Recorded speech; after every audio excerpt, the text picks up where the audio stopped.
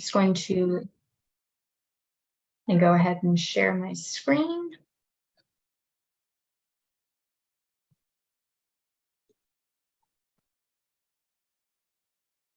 All right, welcome back, everyone. Good to see you all.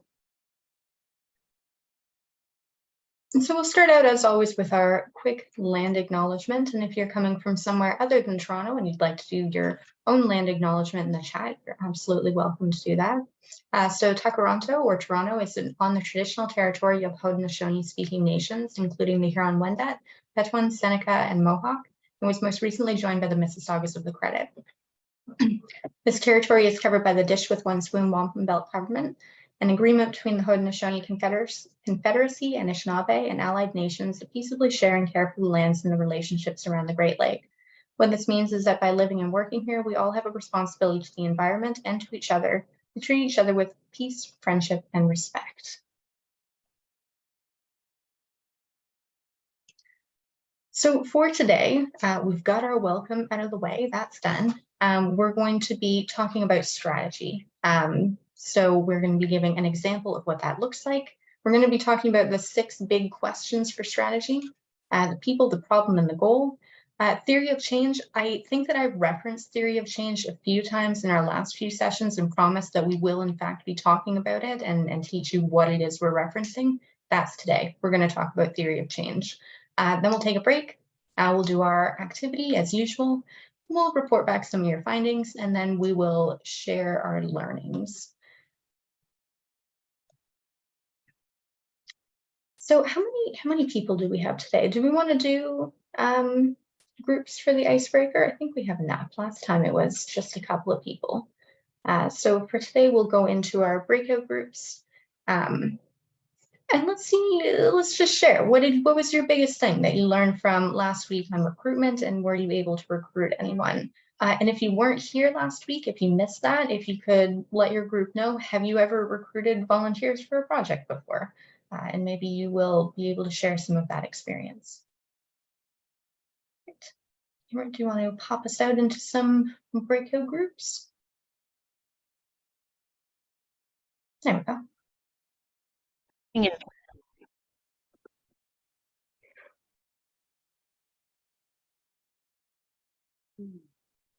Here I am talking to myself. Welcome back, everyone. As I said, when we were going over the agenda, today we're going to be talking about strategizing. So I don't think we actually included the slide on here, which is strange because we include it on like every single one of our presentations, the one that shows the connections between the head, the heart, and the hands. So for the last few sessions, we've been talking a lot about the heart, your storytelling, inspiring people to be moved to action through telling your story, recruiting the volunteers by motivating them through emotion. And today we're switching gears. We're going to talk about the head, which is the strategy part. So it'll be a little bit of a change, but still equally interesting. And part of your strategy will be telling your story. So it's all going to come together.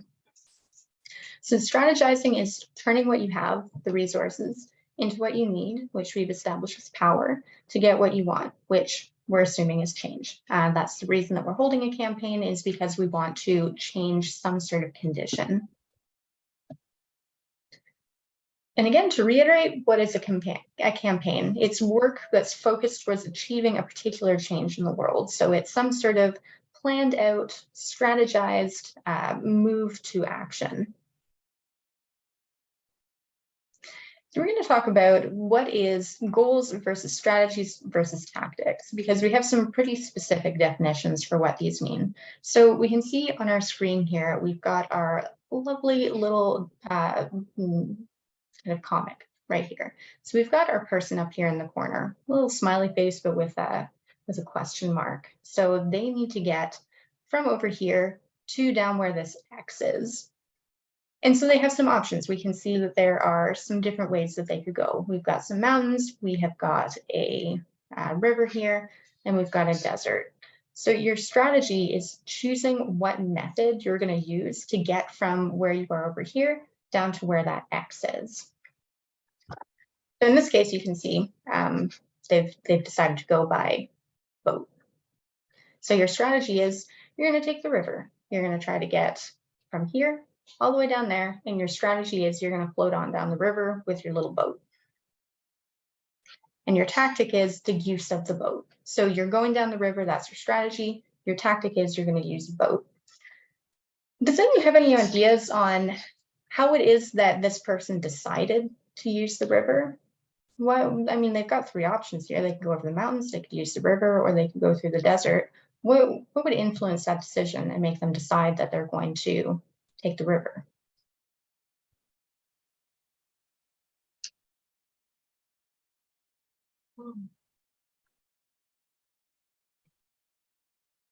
Ease of access. That's a good idea. Yeah, we can see that they're right up there at the head of the river. It seems like that might just make logical sense. Take the river. Speed, sure. Capacity, yes, but they already have available. So ease of access is great. You know that that's something you have available to you. You know it's going to be fast. It's going to get you there. But the capacity is a really big one. So if I have a boat, if that's my resource, I'm taking what I have and I'm going to use it for my strategy. So if I have a boat, I'm going to take the river. That's what makes sense. If I have mountain climbing gear, maybe I'll take the mountain. If I have a camel, I'll take the desert. But I am not going to try to take my camel over the mountains. That doesn't make sense. Both of them are perfectly viable strategies, but the tactics don't match. The resources that I have don't match. So we want to make sure that your campaign really lines up. You know what you want to do. You know what your goal is. You've got a strategy in place that uses the resources you have, and you're going to put your tactics in place in order to achieve your goal. Strengths-based too. Yeah, absolutely. We're not going to pick the most difficult thing just for the sake of doing the most difficult thing. If you have a particular resource, if you know that you have some strengths, you can use that to try to influence what your strategy and your tactics should be. Yeah, absolutely. So we have 6 big questions. You know, I've gave a very quick overview on something that might influence your strategy, which is the resources that you have. But in order to really narrow down how it is that you're going to form your strategy, we've got 6 questions, and all of them have different sub-questions and stuff, but these are the ones that are really going to guide what you're trying to do in your strategy. So who are your people? This is what we've been talking about kind of from the beginning. It's your constituency, right? Who are the people in your community who are being moved to action? Who are the people that are going to be taking action on this problem? Who are your people? What is the problem? You need to have a good understanding of what the problem actually is. What is it that you're really trying to solve in order to decide what your strategy is going to be? We go back even to our little diagram here.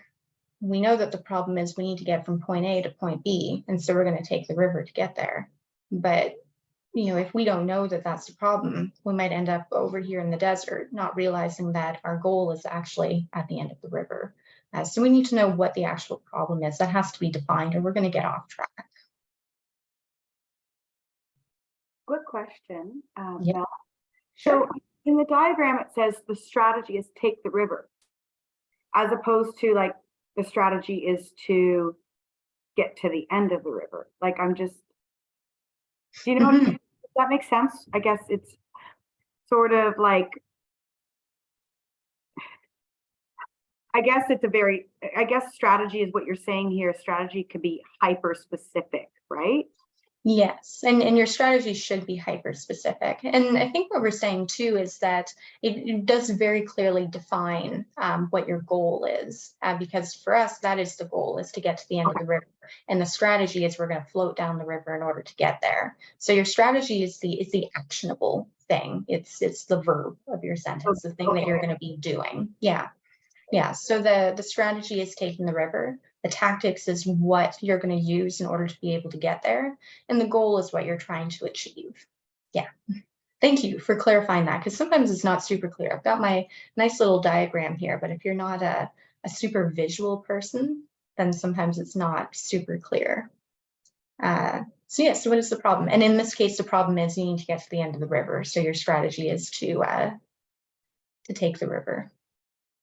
And then what is your goal? So we've done quite a bit of work on this when we were going over your organizing statement, is understanding who your people are, what you're trying to achieve, and by when. So this is really bringing it all together in terms of how you're going to get there. But you need to know what your goal is first. You need to know, I need to get down to the end of the river, and then we'll decide how we're going to get there. Does anyone have any other questions about these first three things? Because we did talk a little bit about this last week.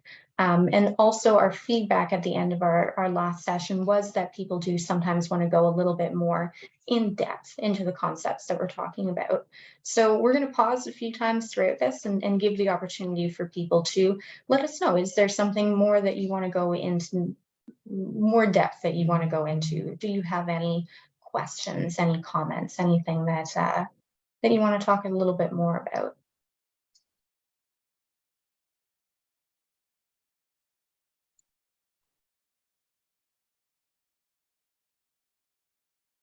Okay, cool. Let's keep moving along then. So we're going to give you an example of a successful strategy.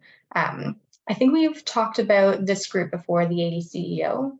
Again, they are not housing related, but they are a very good example of a campaign that followed our specific like method of winning a campaign. So, and they did end up winning some pretty big change for their constituency. So we're going to show you a video on them and their strategy, and then we can discuss it a bit after. And I did remember to share audio, so I think this should work. Oh, except not, because I didn't click on it properly. Next. My name is Lisa Johnston,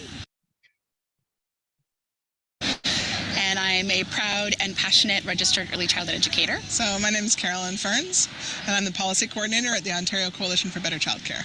So it's ECE Appreciation Day today. We wanted to sort of raise the issue of decent work for early childhood educators. So we've come to Toronto City Hall to challenge city councillors to come and take the Early Child Educator Challenge so that they can see what it's like to try to be an ECE for a day, to learn the challenges that we go through and how underappreciated and undervalued our work is. This team grew out of the Building Skills for Change workshop that I took in 2017 in partnership with the Association of Early Childhood Educators Ontario. And they were doing these workshops all over the province, actually, to build a movement of early childhood educators and building their power. Right? Because we feel so dejected and we feel so isolated in our own centers. So we've worked together to try to raise the voice of ECEs because we realize that on the issue of childcare, you know, the people we should be listening to most are those who are doing the work every day, early childhood educators. So we trained early childhood educators to tell their personal stories, and you know, we set up local groups like Early Years Professionals Rise Up TO, which put on this event to help them tell their stories, to help them, you know, raise their voice for early learning and childcare. Educators are busy people, they're stressed out people. We have a small team, but we have a really mighty team. You know, they really want to see change, and I think it helps them when they go back to their centers as well to encourage the people that they work with that there is hope and that we do have a voice. The challenge before us is big, right? We know what the province needs to do. And so we're going to keep, you know, advocating for that, for a real childcare system that has affordable fees for parents and decent work for educators and enough spaces for all the kids that need them. And we'll just keep pushing ahead.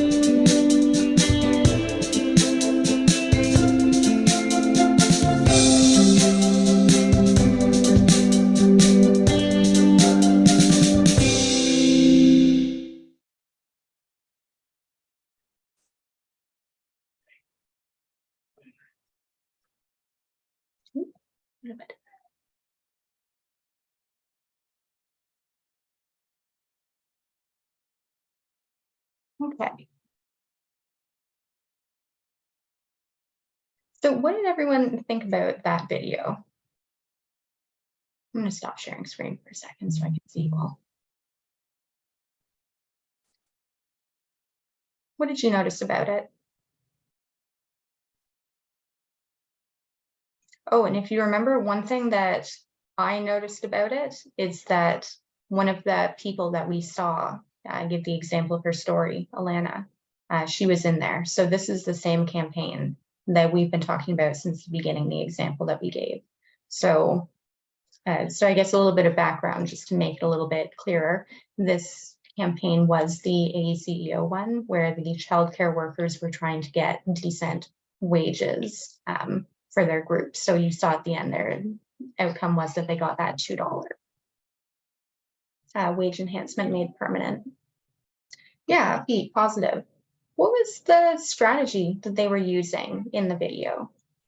Lots of tactics in their campaign. One that stood out was the interactive toys, but strategically placed. Yeah.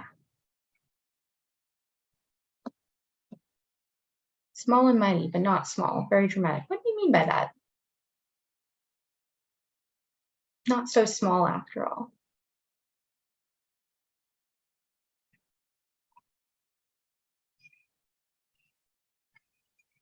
Oh, and you can open up your mic and say it out loud.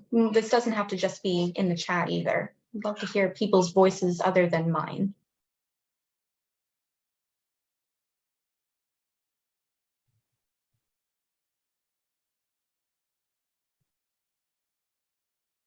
And strategy was to pressure the government for better pay. And for recognition, for them to be recognized that they have a lot of value in their contribution and the work that they do. I think that was like the recognition component, and pay being one of the things. So I mean, that's kind of interwoven almost with tactic and strategy really, though.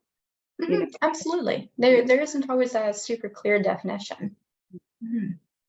I would almost look at that and say, the goal is to have increased wages. The strategy is to create empathy for the experience that ECEs have.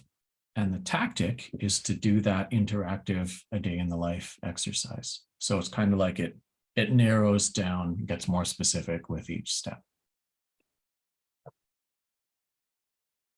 Yeah, absolutely. And we can see how that lends itself really nicely to our understanding of appealing to the heart, right? Because I don't think people always appreciate how difficult it is to be an ECE. You think, oh, you just play with children all day. It's actually a very difficult job. And by getting people to actually experience that, like, hey, you go and do this work. It's fun, it's interactive, it's upbeat and cheerful, but like also it's hard. And so it really gets people to experience that. So it's a very good tactic. Absolutely. Anything else you noticed about this video? Any other strategies or tactics that came out? I think that was the biggest one.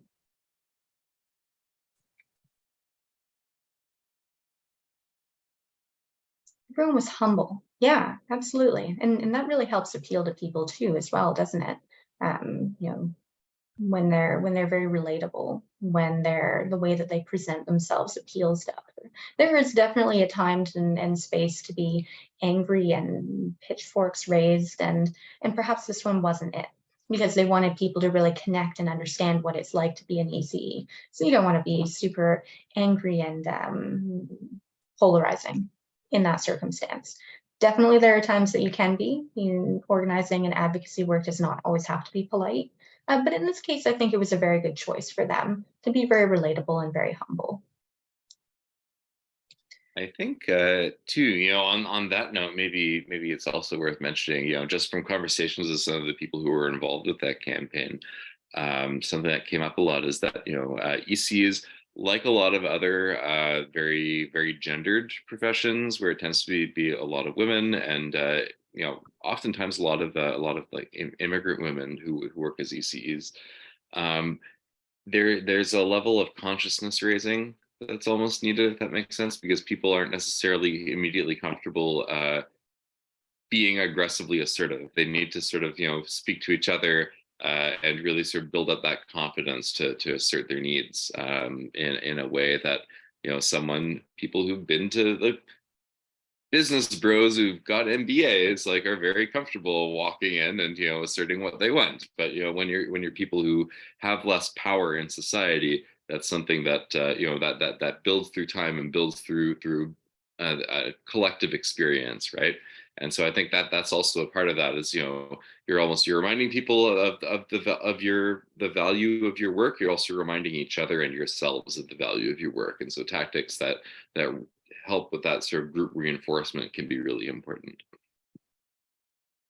Yeah, it goes back to the entire lesson that we did last week on recruiting and maintaining your team. You want everyone to feel connected and feel connected to the cause. That's why people stay involved. It wouldn't be a great campaign if you have the best strategies and tactics in the world, but all your volunteers drop out because they don't feel connected, or they just feel really gross about being a part of the campaign. So yeah, this is a really great way to build group cohesion. Great, awesome. I'm going to reshare my screen then and pass it over to Rob so that you can hear a voice other than mine. We really enjoy your voice, Mel. It's a nice voice.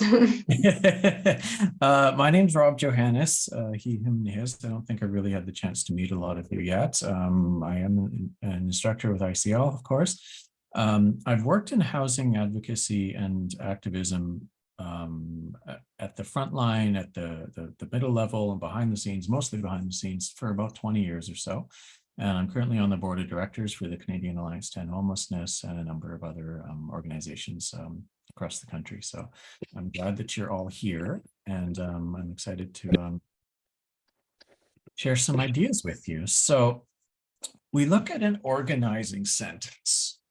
And somewhere where I found a lot of participants in our workshops sometimes get a bit confused is the difference between an organizing sentence and a theory of change. So we're going to go through both of those and just clarify specifically what is what. So an example of an organizing sentence on the line of the campaign that we were just using, we are organizing 300 early child educators across Toronto to ensure that a party supports decent work in childcare in early years is elected by the provincial election by participating in 3 community actions and engage 5 peers in voting for childcare in early years by June 2022. So essentially it's, we are doing what, with whom, by when. So it's your goal, your strategy, tactics, and your timeline. That's your organizing sentence. Next slide. This is really important. One of the things that's been most valuable for me, I've been doing this so long. I didn't need to wear glasses when I started doing this work. Change is a very incremental thing, and it takes time. I took a workshop years ago. I came into activism from sort of the Malcolm X school of social justice. I even have Malcolm X tattooed on my arm here. But I was curious because there was a workshop being offered about Martin Luther King's strategies and approaches. Through doing this workshop, I learned that they're a lot more similar than we would have not to believe. But another thing that I learned was that we tend to romanticize what our activist, foreparents did, and that it was really exciting. And every day they were out on the front lines and protesting and, and all these things. But what I learned was that their day-to-day was actually very mundane, just like ours. It was, okay, we're phoning these people this day. We're having a roundtable discussion with these people on these days. The next day, we're talking to someone who owns a print shop and can make signs for us. It was really humbling to realize that, okay, we're doing the right thing with the work that we're doing.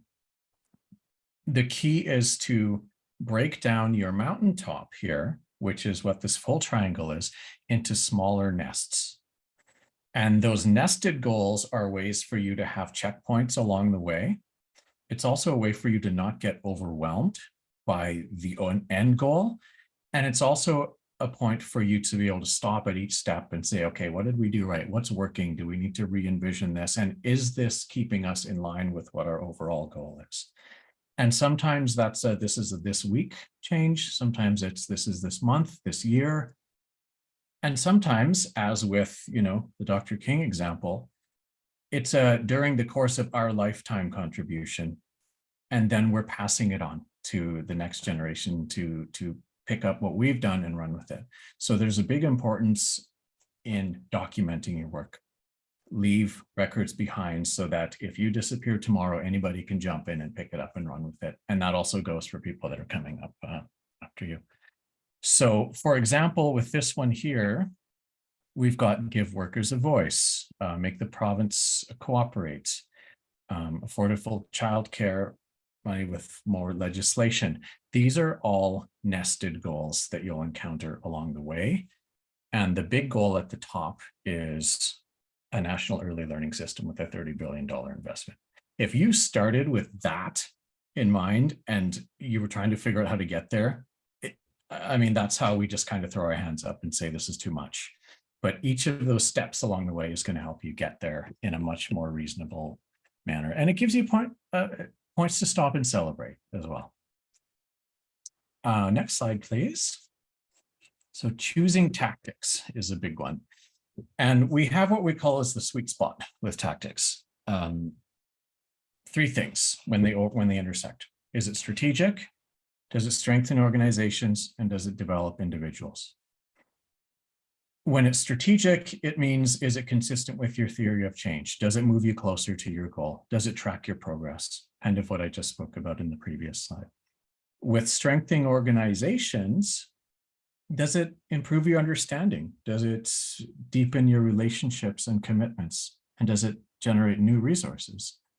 And with respect to developing individuals, I like to call this the value added aspect of bringing in volunteers to work on your campaign, for example. Are there opportunities to learn new skills, build confidence, get more engaged, and explore areas where maybe you were really curious about, and providing an enriching experience for anyone that takes part in your campaign.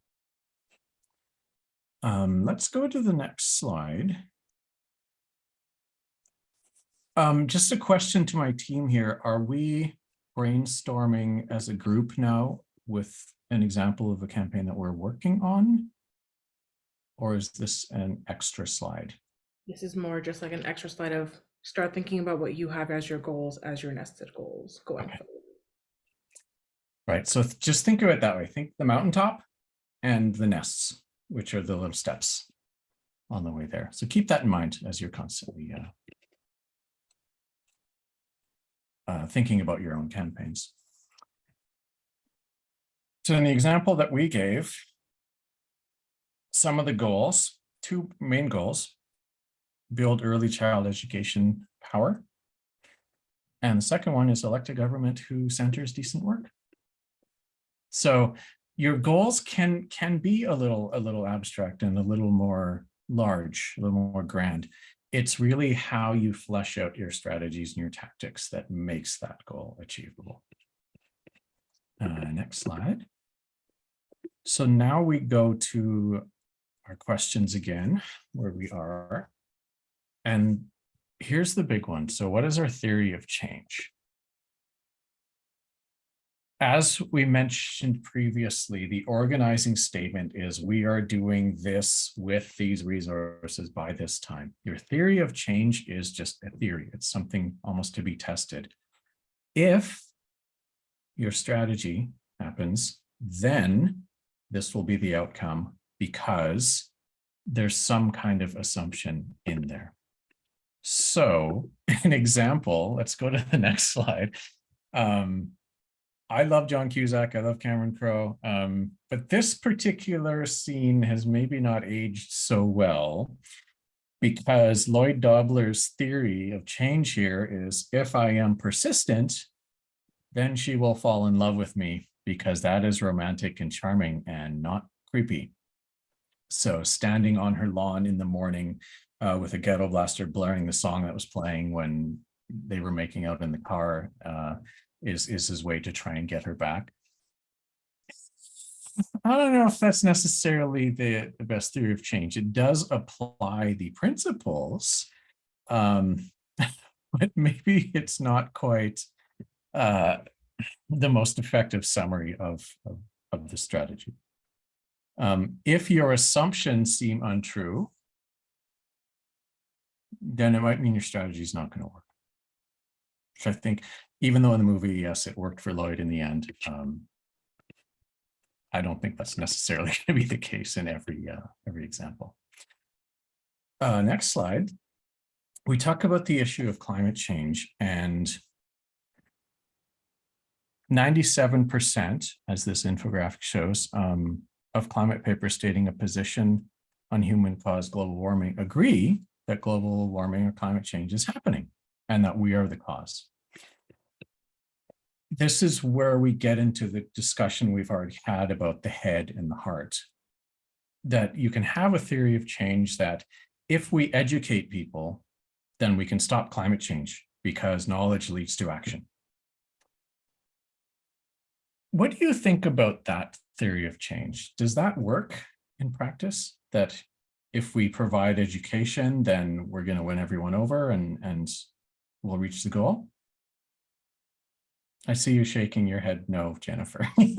Well, not necessarily. I mean, sometimes, there's this, I'm going to quote Marx here, but, there's the idea of theory and practice, right? Like, I think they're interconnected in a massive way, but it depends on the audience. I think it's really about, it's usually what motivates people is what they're experiencing.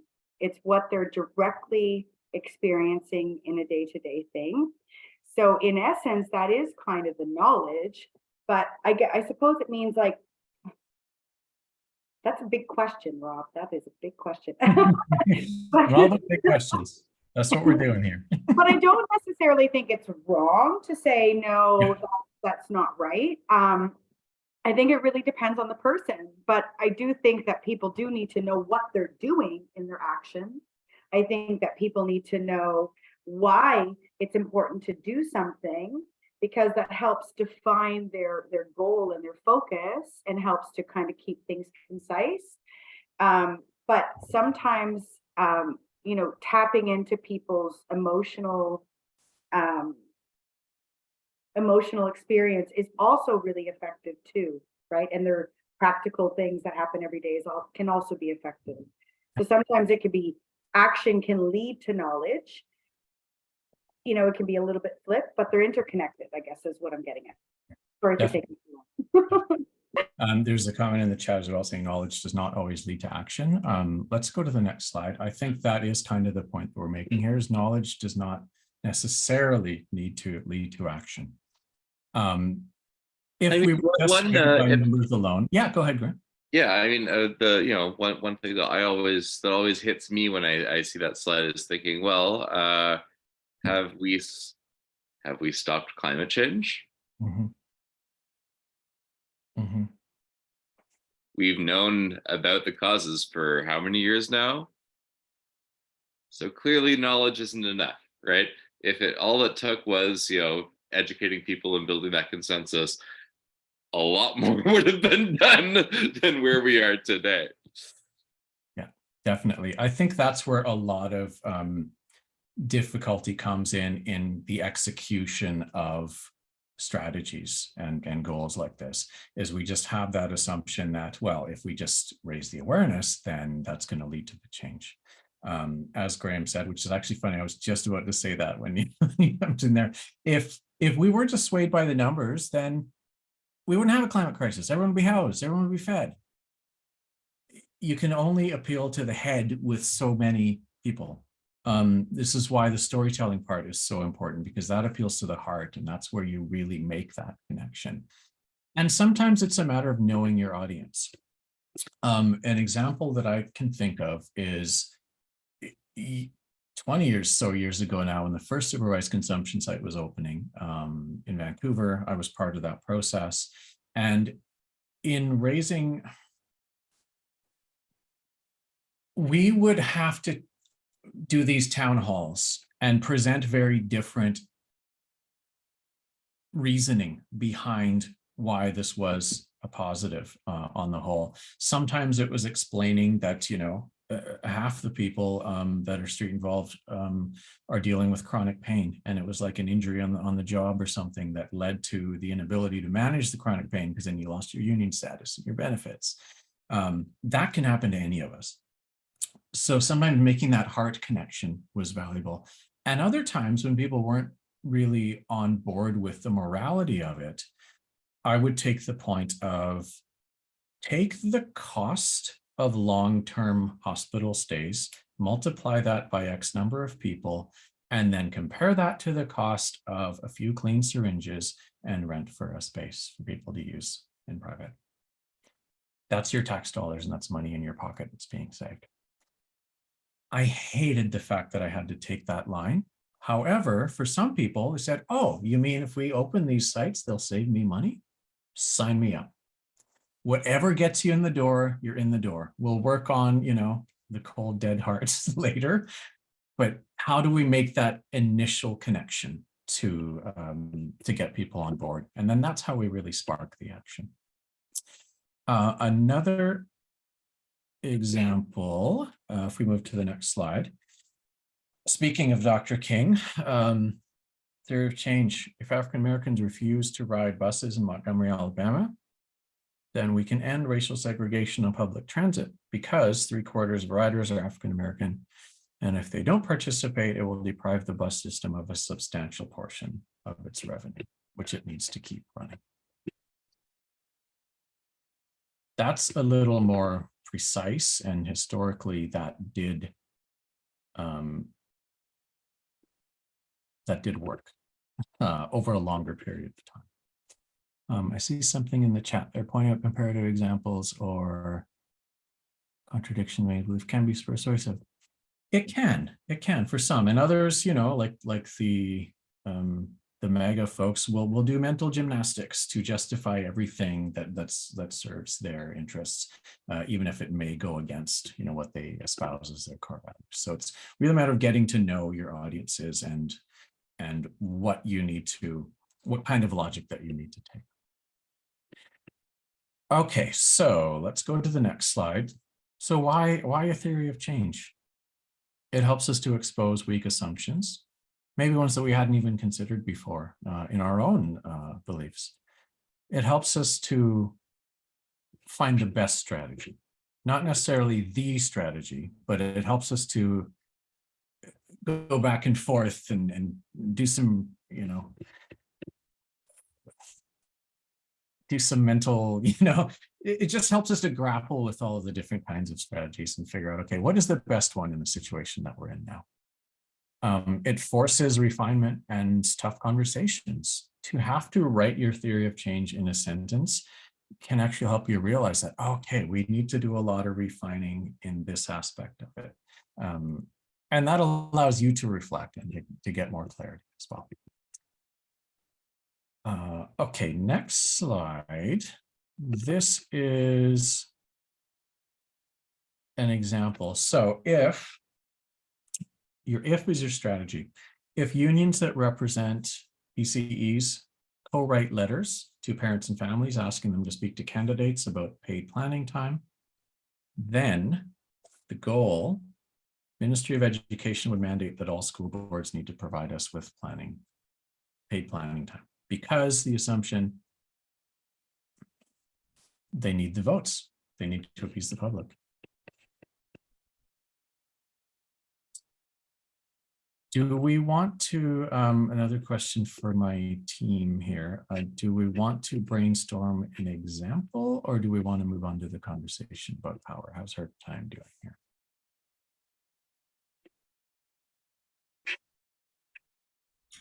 My timer just went off for this. Oh. So Okay. maybe So we'll skip over this one and go into tracking down power, because you'll do the theory of change in your own breakouts as well anyways. Yes, yeah. Okay, cool. Well, we can go through the power part pretty quickly here. So a few questions to ask yourself when you're trying to track down power, and power can take many forms. Number one is, what do my people want? What is our goal?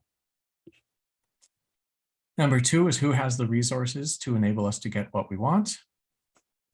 3 is, what do they want? What do they want? And number 4 is, what resources do we have that they need? So MPPs, government, political parties, if those are the people that have the resources, well, what are things that they need? They need resources to be elected. And what resources do we have? Well, we have families with adults who vote and ECE labor on our side, and they need that. So, it becomes almost a bargain in a way. Let's go to the next slide, and then I think we're just about there. So power is a relationship, as I sort of said. It's an interaction between interests and resources. Okay, so the next couple of slides here are just sketching out how we do track down power. Is this something that we're going to do in a breakout group or something? I think this is someone we were going to have a bit of a discussion about and see if we could do a bit of an example from the group here. So is there anyone who wants to volunteer a campaign that they're working on or an idea that they have, and go through this exercise so that we can talk about, what is the goal, who has the power, what are their interests, what resources do we have, and how do we leverage those resources? So it's following down that tracking down power part that Rob was just talking about, and we can kind of play that out in real time together. So does anyone have an example that they want to go through?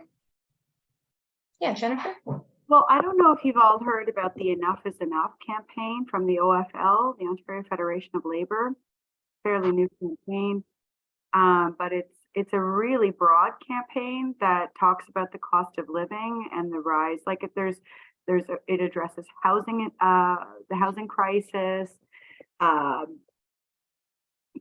pay isn't keeping up with the cost of living, and there's a lot of components in it. So we could just pick like one component around the housing crisis. And how, so of course it's labor, so they talk about workers, but so their focus is around like, we have people that are losing their housing and this isn't okay, like we need to address this housing crisis. People aren't able to live and afford rent because of wages, right? So their target, of course, is around wages and cost of living. So I don't know if you've heard about that, but that's one example that just kind of popped into my head as something that I think is pretty broad right now in a very active campaign. And then there's also the campaign with the Ontario Health Coalition. I'm a member of the Greater Toronto Health Coalition, and they're doing a polling station, citizen-led referendum at the end of May, and recruiting volunteers because they want to make sure that people understand and are educated about the threat of privatization of our healthcare and how critically important it is to understand what it all means and what those narratives are that are coming from the government and what they actually mean. And it also says, like, are you into paying for x-rays and blood work and ultrasounds? And you're basically voting on if you are or you're not. And so the referendum is happening at the end of May, but there's also a lot of advanced polling stations happening. So those are the two things that came to my mind. But I also know that I talk a lot, so I don't want to take. If I can make a suggestion, so I pasted a link to the whole thing in the chat if people want to take a look later on, but one of the bullet points under housing in the OFL's campaign is launch a province-wide public housing program that builds decent homes in every community. So that seems like kind of broad, but it's also like specific enough that, why don't we just use that as our example, Melanie? Does that sound good? Yeah, that sounds fantastic. Yeah, let's go with that one. So launch a province-wide public housing program that builds decent homes in every community. Great. So that's what we want then. We want to launch this program. We want to build decent homes in every community. Who has the power to actually make that happen? Because I can say all I want. Yeah, I totally want to build houses in that community, but I cannot build a house, and I certainly don't have money for one house. So how am I going to build all of them? So who has the power to actually do this?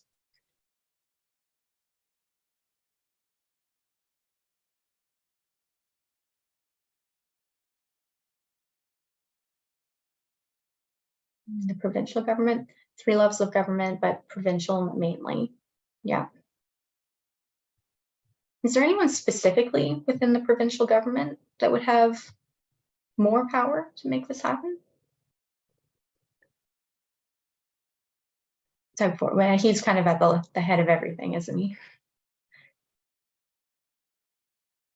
But I believe there is, yeah, the Minister of Housing. That's the one that I was thinking of.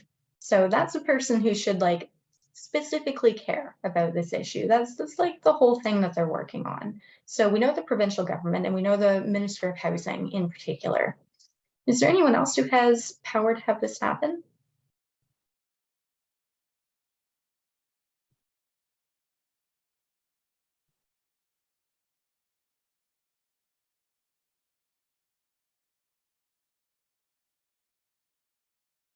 Any political will to build public housing?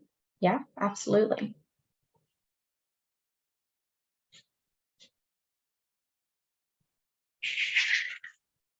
Probably the government that's up for re-election. They're the ones that are really going to care about this.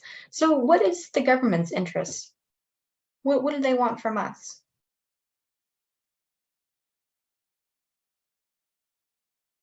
A vote? Yeah. Votes. Pretty universally, they want votes from us.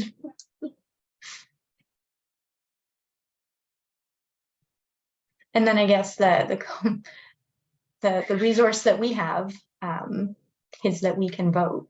We can in fact do that. So how do we leverage those resources? That's a big one here. How do we actually leverage the resources of votes?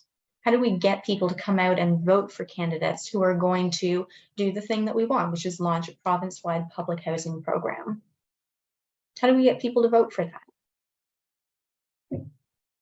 Yeah, exactly, Jennifer. Voting gets less than half of the population out. So if people aren't voting, then they're not using the resources that we have to get the change that we want. So how do we get people to actually come out and vote?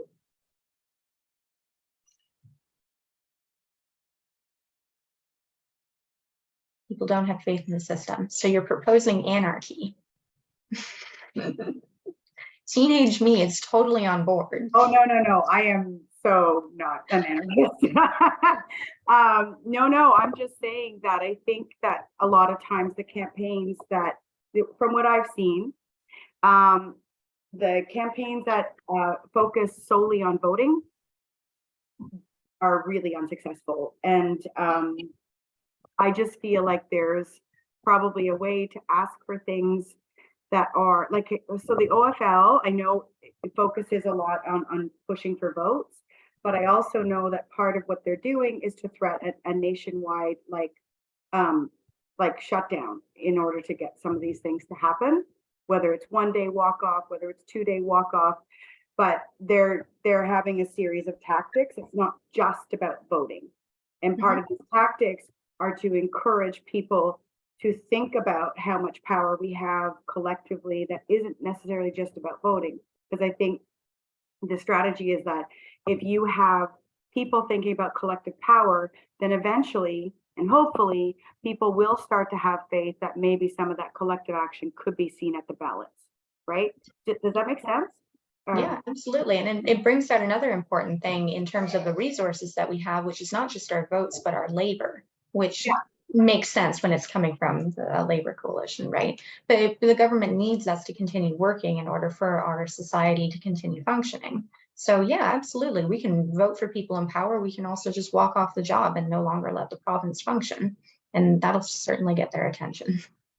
Hit them where it counts, in a way. And that's what we talked about earlier about, knowing where the vulnerabilities and the points of appeal are with the different players that you're interacting with in this. And, ICL's founder, Olivia,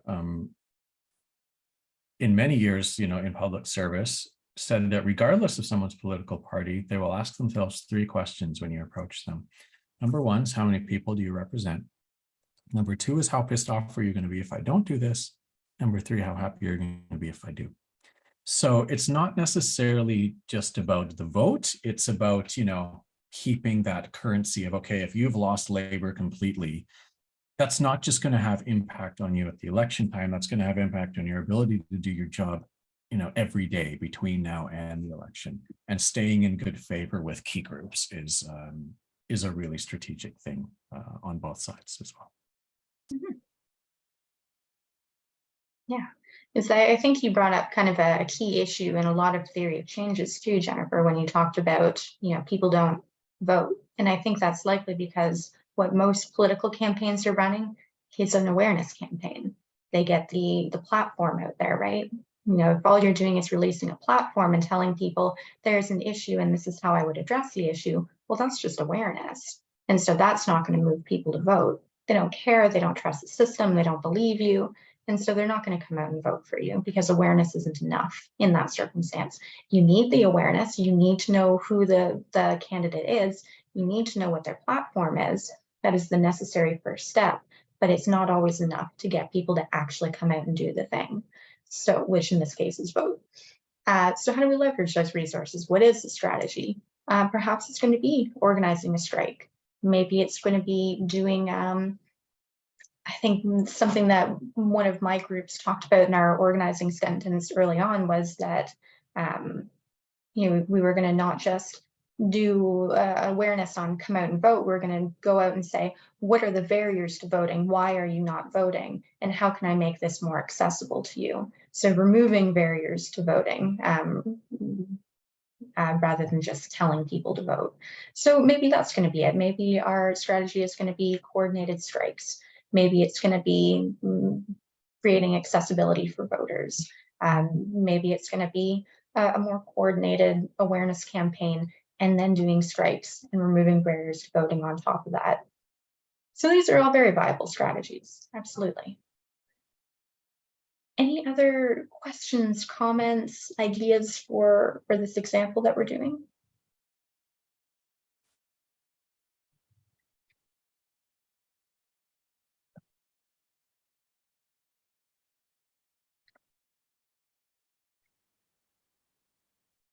Well, good job, everyone. I think this is great. And thank you, Jennifer, for proposing this one. And I think we're going to take a quick 5-minute break.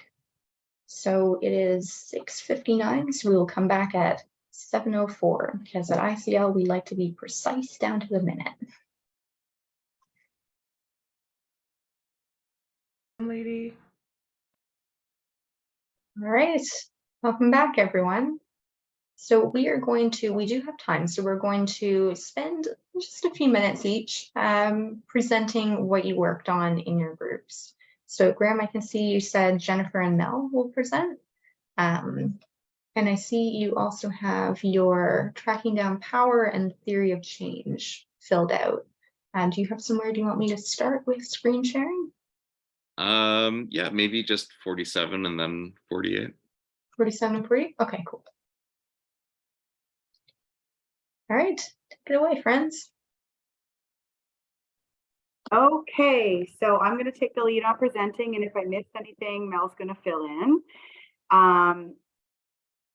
So basically, we decided on doing a theory of change around a goal to increase affordable housing in the downtown east.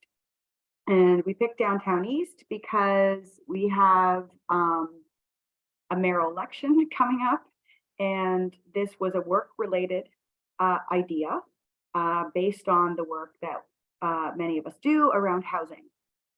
So we thought, okay, how can we use and leverage the mayoral election campaign as trying to push for some of that and make it happen? So the areas of vulnerability, obviously, is housing is a huge thing on the agenda for the mayoral campaign, and they want votes, and they're hustling for that. So they need somebody with credibility in a neighborhood, somebody who is a very established, which, you know, the agency that we chose was Dixon Hall, and it is incredibly established in the downtown east. It is known for the housing provision, housing and shelter services. It's also known for numerous partnerships and, you know, just being well established in the neighborhood. There's a lot of good partnership development and resources and connections that we have in the neighborhood. So we have like kind of a leadership status in the neighborhood. So that immediately placed us in a position to kind of be able to hold them to account a little bit on the promises at this debate. So we also have policy knowledge around what's needed for housing and why it's critical and important. So one of the things that we decided to use to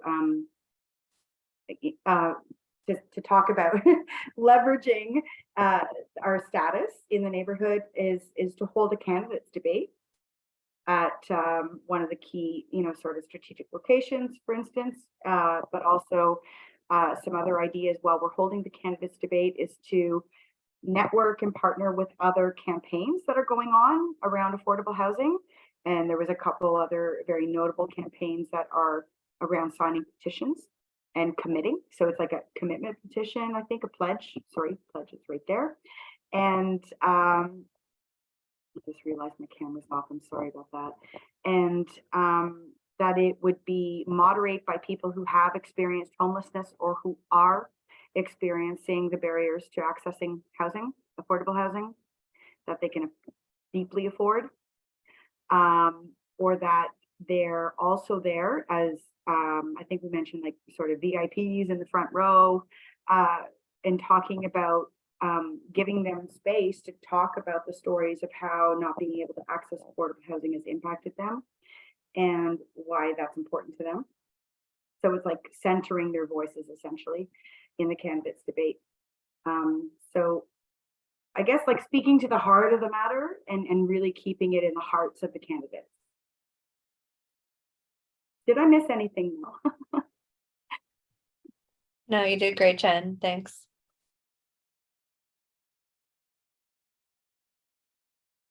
Okay, so next slide. So if we're hosting a mayoral candidates debate, and we're going to have this moderated by people who have experienced homelessness and their stories and centering that, we would also kind of do that accountability aspect of holding the mayoral candidates to account and really seeing the status we do hold as a kind of a tactical approach, which is like getting the BIAs involved, getting them on board, residents associations, inviting different partner agencies, social service agencies that are also established, maybe getting them involved in the planning and delivering of this debate, getting them to, source their residents' questions, really getting participation from the community so they have an investment. The community has an investment to hold that accountability there. And one of the other things we talked about is the power of social media. How do we leverage the power of social media? So looking at seniors is a pretty big population in our area, as well as just throughout the city of Toronto. And it's also something that's at top of mind in the mayor's debate, but there's also like we could, use, I think somebody said something about like live streaming and posting it, like promoting it on social media, doing clips afterwards, and then also hosting like in some of the apartment buildings where people have accessibility issues, that we let the candidates know that this is also being live streamed in program rooms throughout different apartment buildings that have high density populations in. Some of the highest density neighborhoods in Canada are in the location we want to host the debate. So that could be a tactical thing as well. Did I miss anything there? Then, ideally, a mayor who will champion really deeply affordable housing in the downtown east is going to kind of emerge from these things. And we will also have some longer term accountability stuff if they're elected to kind of refer back to. And the candidates can respond to us mobilizing and demonstrating support from a range of stakeholders in the area. And yeah, and then ideas to expose them to really deep scrutiny, but also the accountability, not just for the debate, but in the longer term as well.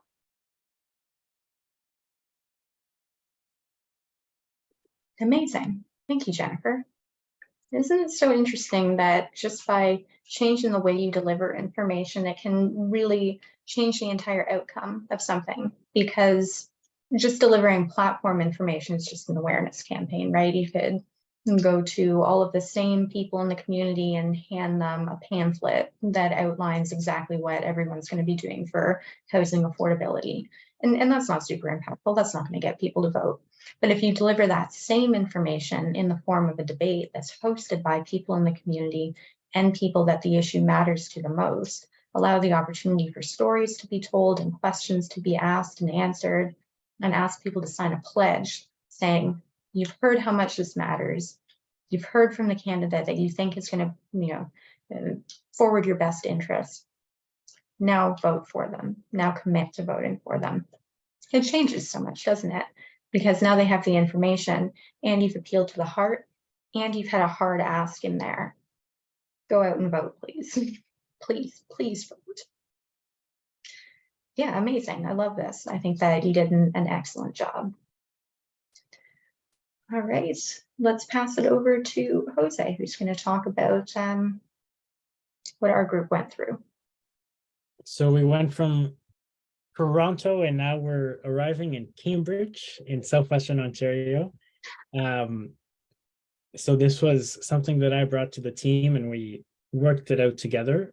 And so we looked at if a group that I volunteer with attends events hosted by the labor movement and we introduce ourselves to the president of the Labor Council and other stakeholders, we'll begin those first steps in building a relationship, which in turn will eliminate silos between movements and organizers. So Labor Council is on one end of this is in a silo, and then organizers and activists and advocates is in another silo. And so the goal is to merge those together through partisan lens by the time 2026 comes, but for the time being through nonpartisan lens. And so we can go to the second slide. And so we worked a lot in this. And as you can see, the final goal is to elect the labor-friendly MPP in 2026. But we're starting with introducing ourselves to key stakeholders in the community. And so one of the things that we worked on was in this introduction is through the events that the Labor Council is doing on June the 3rd, through the OFL Enough is Enough campaign. So using things that other people are hosting as a way to, and they have the availability to have booths. So using the space that people are giving us to introduce ourselves and get to know the key stakeholders, and so that they also know who we are. And then we climb the ladders as we will. And that's all I have to share. I did most of the talking in the other group. And then this breaks down creating those relationships, talking to key stakeholders, and then in spring of 2026, we're going to do some great things, and every single day between now and then too. Excellent. Thank you, Jose. Yours was a really, really great example of how nested goals fit into mountaintop goals. And so your idea here was very, very focused on one particular step in your process, which is great because you need to be that honed in to each step in order to be very deliberate and very purposeful in all the actions you're taking to get to your mountaintop goal. So it seems like a lot of work to think out all of these steps, but having a successful campaign means asking all of these really difficult questions and being very deliberate in your planning. So fantastic job working through all of this. And thank you to everyone from our group for contributing to it, because it does take kind of outside eyes sometimes to see the little flaws and the little things that need to be addressed. Great. So as usual, as we're ending out our training today, we do want to ask everyone kind of just what your key learnings were. What is the most important thing that you're going to be taking away from the training today? You can put it in the chat. We would also love it if you would open up your mic and just tell us what you're thinking as well.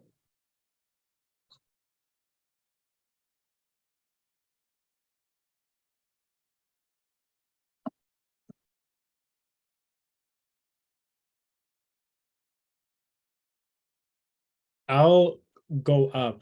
I was going to type this, but I don't know how to condense it. I think my key learning was learning how to ask questions that you're having a hard time with differently to get the answers that you need. Yeah, reframing questions. Absolutely.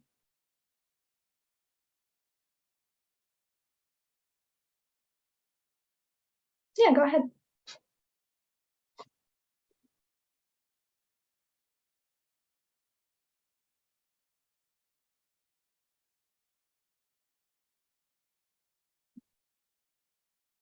Anyone else? Any key learnings from today?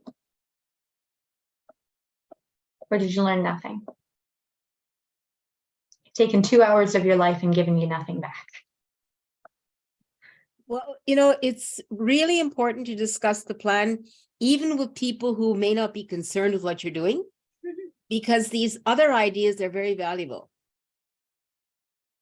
Absolutely. And that outside perspective, as we were saying, is super important, especially if you are planning on, like Jose was doing, forming partnerships. It's nice to have that outside person to look in and go, well, why do they care? What do you have? Tell me about it. You take these things for granted. You need that outside look sometimes. Mel says how to leverage relationships. Absolutely. You can keep putting your key learnings in the chat. We're also going to move on to our rosebud and thorn. So again, rose is something that really worked, bud is something that has potential, and thorns are something that need change. Thorns are always very welcome. We've still got a couple of weeks left together, so if there's something that's not working, let us know so that we can address it in the next couple of sessions. We also like to hear the things that are working well too, though.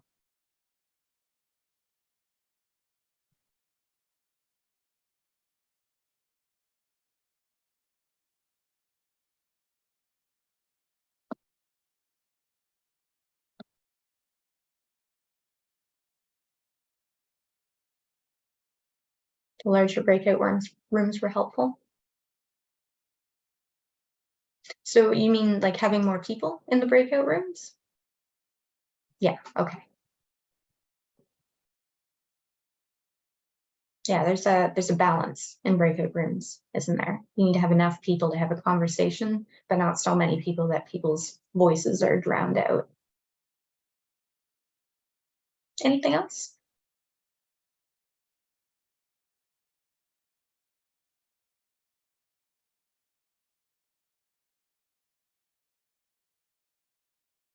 I really liked, I feel like I say this every time, but I really liked the, just the layout, the very practical, like work paper to sort of write the ideas down and keep them all streamlined and focused. I think it's so helpful because it's so easy in doing these kinds of plannings and strategies and tactic stuff to go down a numerous amount of rabbit holes. So this stuff is really useful. It's just super practical. I'm glad you're finding it useful for sure. Sometimes as organizers, we can be very disorganized and chaotic. So having this kind of structure in place, these worksheets, these things to help keep us on track can be super helpful. Sometimes a bit counterintuitive, but very helpful to keep us on track and all focused on the same work. Structure. Excellent. All right. Keep putting some final thoughts in the chat if you'd like to. We'll just move on to letting you know that our next session, it is the end of the day and I can no longer speak. It's good that it's 2 minutes till the end. Our next session will be on tactics. So we talked a lot about strategy. We mentioned kind of what tactics are. And now next week, we're going to go into much greater depth on tactics and how to use them. Great. Thank you, everyone. See everybody. Yeah, thanks everyone. And thanks, Dixon Hall. You've all been wonderful partners in St. Jamestown, where I've coordinated the Service Bars Network for many years. So keep up the great work, and I'm sure we'll all be chatting soon. Thanks, Rob. Yeah, It was a great session. I loved tonight. It's my favorite so far. Thank you.